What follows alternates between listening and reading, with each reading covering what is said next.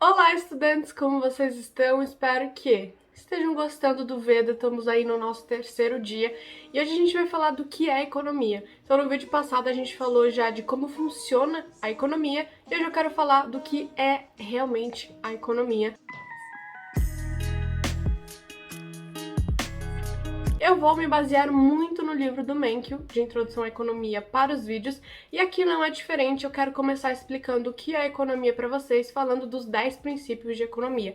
Eu já falei desses 10 princípios em algum vídeo, mas eu simplesmente falei eles, não expliquei nem nada, então hoje é o dia em que eu quero explicar esses 10 princípios para que a gente entenda o que é economia, o que a economia estuda, e a partir daí, nos próximos vídeos, a gente entrar mais a fundo em temas de economia, de microeconomia, de macroeconomia, enfim. Algo que você precisa saber é que esses 10 princípios eles são divididos em 3 grandes blocos. O primeiro bloco é como as pessoas, os indivíduos, tomam decisões. O nosso primeiro princípio, então, vai ser as pessoas enfrentam trade-offs.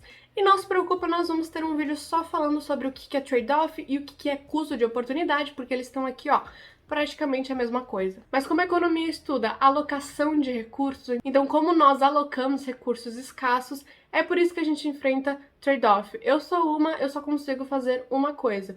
Um exemplo que eu sempre uso da minha vida foi o momento de trade-off em que eu escolhi largar mão do curso de letras que eu fazia para ir para o curso de economia. Nessa linha, o segundo princípio de economia é o custo de algo é o custo do que você larga a mão para obtê-lo.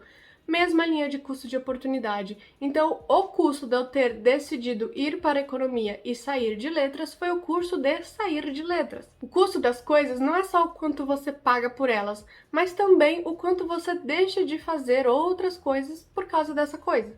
Fez sentido? Eu vou explicar naquele vídeo um pouco melhor o que é custo explícito e custo implícito, então novamente eu deixo a explicação para outra Ana, que vai ser no outro vídeo. Terceiro princípio é pessoas racionais pensam na margem, e quando a gente fala margem em economia, nesse momento a gente está falando de utilidade marginal. Utilidade é exatamente o que você vai receber de prazer, digamos assim, com uma escolha. E quando a gente fala de marginal, é basicamente maximizar esse prazer, tá? Pelo menos foi assim que eu entendi na faculdade e deu certo.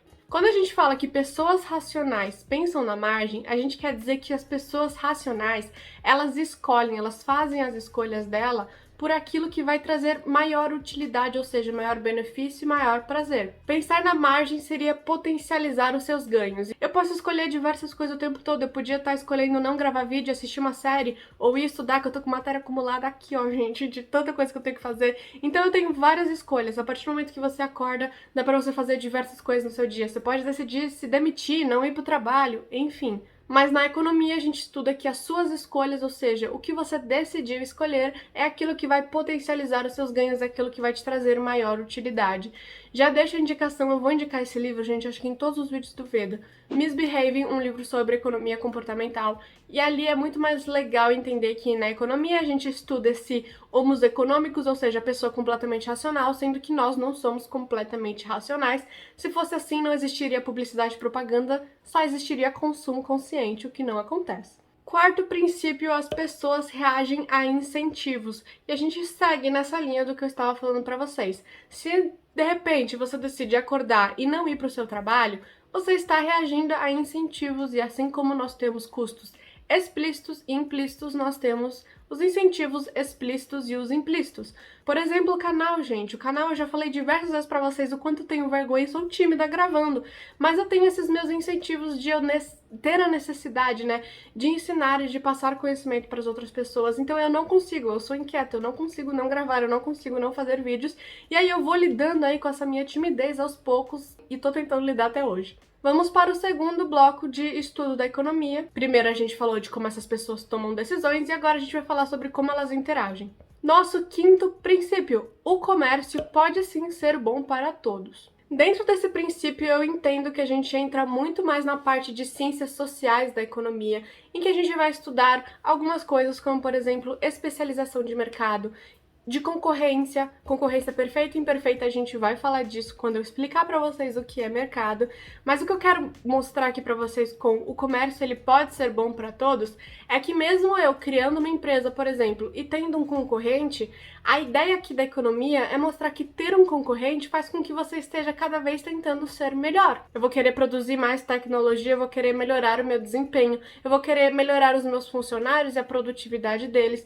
Então o comércio pode sim ser bom para todos. Os mercados geralmente são uma boa forma de organizar a atividade econômica e esse é o nosso sexto princípio. Eu vou explicar também para vocês o que é mercado, então a gente vai ter um vídeo só focado em explicar o que é mercado para vocês, mercado de competição perfeita, mercado de competição imperfeita, monopólios, oligopólios, eu vou explicar tudo isso para vocês. Existem vertentes da economia, como todo mundo sabe, tá famoso perto de eleição falar de esquerda e direita o tempo todo, mas, por exemplo, certas vertentes aí da esquerda acreditam que o Estado ele deve ser o único a prover o bem-estar para as pessoas, enquanto na parte capitalista entende-se que não só o Estado, isso que a gente nem tá falando dos liberalistas que acreditam que o Estado não deve intervir, né, na economia, mas existe uma parte da direita que entende que o Estado deve intervir nas coisas básicas, em saúde, educação, alimentação, mas que também tem uma grande parte de empresários e do mercado mesmo, da economia, interferindo aí. Não existe uma mão invisível, como se dizia Adam Smith. Não acho que o Estado deva só deixar rolar. Precisa ter alguém controlando isso. A gente vai falar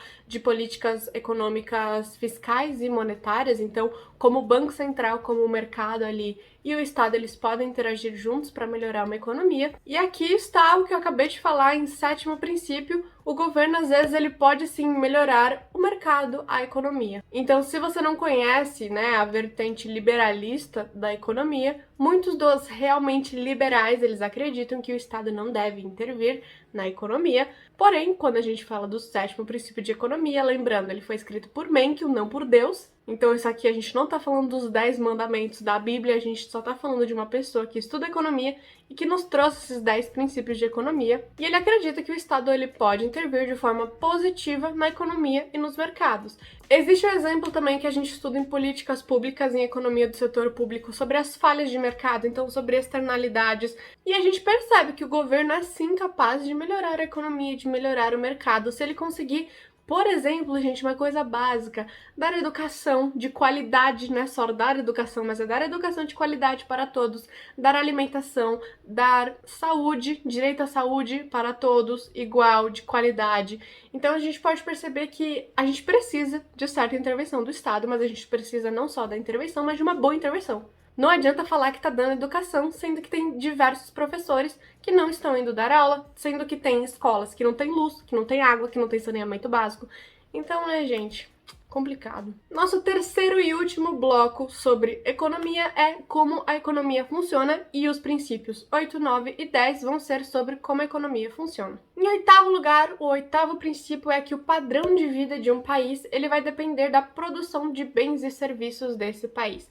A gente vai falar mais pra frente no Veda sobre especialização de mercado, então por que países se especializam em diferentes produções de bens e serviços. Mas o principal aqui é a gente falar sobre produtividade. Um país que tenha pessoas mais produtivas vai ser um país que tenha pessoas com melhor qualidade de vida. O Brasil, por exemplo, vou dar uma criticada aqui que pode gerar certa polêmica, lendo o livro Raízes do Brasil, que a gente leu, eu li até em letras, gente, li em letras e li um pouco mais em economia. Nossa cultura, nossas pessoas vieram de uma história, né, então são raízes do Brasil, de raízes não muito pautadas em produtividade, mas sim em escravidão. Ou seja, o nosso país, ele meio que não era um país, ele era só uma fábrica para Portugal. Uma fábrica de açúcar, uma fábrica de café, uma fábrica de ouro e assim por diante. O algodão também era bastante importante, por mais que a gente não estude tanto isso no ensino médio. E acabou que a gente foi tendo, até hoje, essa cultura e essa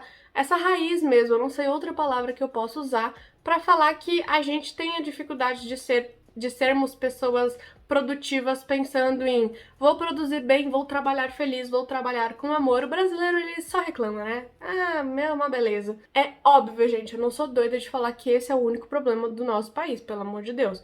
Precisamos primeiro trazer todo mundo aqui pro igual, então trazer todo mundo para uma boa educação, enfim, coisas que eu acabei de falar sobre falhas de mercado, etc, etc. A gente precisa disso. Mas também tem o negócio do mindset. O brasileiro também não gosta da palavra mindset, mas existe isso.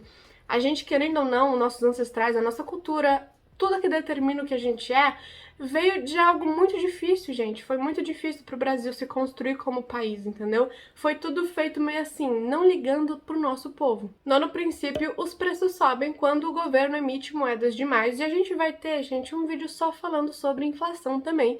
Porque isso é inflação. Emissão de moeda aumenta a quantidade de oferta de moeda no nosso país. Aumentando a quantidade de oferta de moedas, o preço tende a acompanhar esse aumento de oferta. E o que acontece quando os preços aumentam? Inflação. Então a gente vai falar, por exemplo, do nosso IPCA acumulado, a gente vai falar de inflação em si, o que você precisa entender e saber sobre inflação. E a sociedade enfrenta um trade-off entre desemprego e inflação. Então no nono a gente falou sobre inflação e agora a gente fala sobre quando acontece isso, quando a gente tem momentos de inflação. E o Brasil já passou, por exemplo, pela hiperinflação lá nos anos 80 e 90, que acontece com desemprego. Vou trazer a referência para vocês aqui embaixo, mas eu achei um site bem legal em que ele faz um esqueminha que eu quero ler para vocês, só para vocês entenderem melhor o que é essa curva de Phillips, o que ela quer mostrar. Primeiro a gente tem um momento de inflação. Dado o momento de inflação, a gente vai para um momento de instabilidade econômica, que é o que a gente está vivendo hoje. Dentro dessa instabilidade, a gente tem a insegurança em investimentos, então acaba diminuindo a quantidade de investimentos no nosso país. Uma das formas de se calcular PIB, investimentos é algo que cresceu investimentos, cresceu PIB. Se a gente está falando de inflação, instabilidade econômica, de insegurança em investimentos, a gente pode falar um pouco de uma certa diminuição aí no nosso PIB. Baixos investimentos geram menos postos de trabalho, ou seja, geram maior desemprego. Então, menos investimentos que a gente quer dizer é, por exemplo, o empreendedor aqui no Brasil, quando ele vê essa inflação, quando ele vê essa loucura, fica cada vez mais difícil ele investir, até porque a taxa de juros ela está como? Altíssima e ainda vai subir mais. Significa que está mais caro pegar empréstimo, significa que está mais caro pegar qualquer coisa, comprar qualquer coisa, para realmente desenvolver essa sua empresa. Então fica mais caro você pagar salários, por exemplo. Salário é um preço também. Quando a gente está falando de aumentar preços, a gente fala de aumentar salários. A gente fala de salário real e nominal, que eu também vou explicar no vídeo de inflação. Mas o que a gente está querendo falar é que, de qualquer forma, em um momento de aumento de inflação, a gente também tem um aumento de desemprego. A gente precisa, na minha opinião pessoal agora, estudando economia, na minha opinião pessoal, a gente precisa de certa intervenção do Estado e do governo para gerar emprego, para gerar gastos do governo, a gente vai falar disso também, para dar uma melhorada ainda nessa economia. Esses foram os 10 princípios de economia. Só quero deixar claro que se você não entendeu alguma coisa, você pode deixar pergunta aqui ou no nosso grupo do Telegram, que temos um grupo no Telegram. Posso deixar o link aqui embaixo para vocês também, mas que durante o VEDA o objetivo é explicar de melhor forma esses 10 princípios, e aí você faz o seguinte, para você ver se você está aprendendo alguma coisa no VEDA, vai assistindo os vídeos e volta nesse aqui e vê se você consegue compreender melhor as coisas que eu falei e esses 10 princípios. Espero que ajude vocês a clarear um pouco a mente e ajude vocês a entender um pouco melhor o VEDA a partir de então. E é isso, muito obrigada pela atenção e até amanhã no nosso próximo vídeo do VEDA.